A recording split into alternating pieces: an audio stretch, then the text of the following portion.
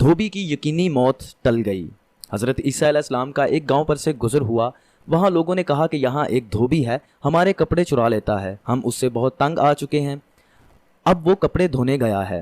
حضرت عیسیٰ نے دعا کی کہ خدایا اس موذی کو وہیں ہلاک کر دے۔ دھوبی اپنے ساتھ 3 روٹیاں لے کر گیا تھا۔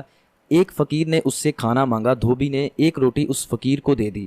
فقیر نے کہا کہ جیسے تو لوگوں کے کپڑے صاف کرتا ہے، خدا تیرے دل کو بھی پاک و صاف کر دے۔ دھوبی نے اس کو 1 روٹی اور دے دی۔ فقیر نے کہا الہی اس کو سب بلاؤں سے محفوظ رکھنا۔ دھوبی نے تیسری روٹی بھی اسے دے دی۔ فقیر نے کہا خدایا اس شخص کو جنت دے۔ شام کو وہ دھوبی معمول کے مطابق اپنے گھر آیا۔ لوگوں نے حضرت عیسیٰ سے کہا حضرت آپ نے دعا فرمائی تھی لیکن وہ بندہ سلامت واپس آ گیا ہے۔ حضرت عیسیٰ علیہ السلام نے اس دھوبی کے پاس تشریف لے کر گئے اور پوچھا اے عزیز تو نے آج کون سا نیک عمل کیا، بیان کر۔ اس نے سب حال بیان کیا۔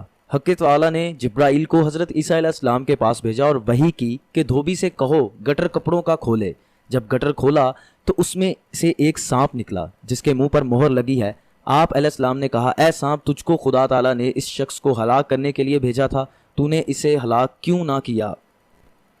سانپ نے عرض کیا اے خدا کے نبی میں نے چاہا کہ اس کو کاٹوں مگر 3 روٹیاں جو اس نے راہ خدا میں دی تھی ان کی وجہ سے فرشتے نے میرا منہ ان سے بند کر کے مہر کر دی۔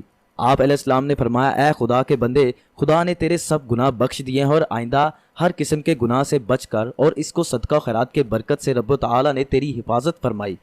حدیث شریف میں ہے کہ صدقے پوشیدہ دینا خدا تعالیٰ کے غصے کو ٹھنڈا کرتا ہے اور ظاہر میں بھی دینا مقصود رضائے الہی ہو دوزخ کی آگ کے لیے ڈھال ہے۔ سیدنا حضرت علی رضی اللہ تعالی عنہ روایت کرتے ہیں کہ حضور اقدس صلی اللہ علیہ وآلہ وسلم نے فرمایا کہ خدا کی راہ میں خرچ کرنے سے جلدی کرو، یعنی موت یا بیماری سے پہلے صدقہ دو، کیونکہ صدقہ دینے سے بلا و مصیبت نہیں بڑھتی، یعنی خدا کی راہ میں خرچ کرنے سے بلائیں ٹلتی ہیں۔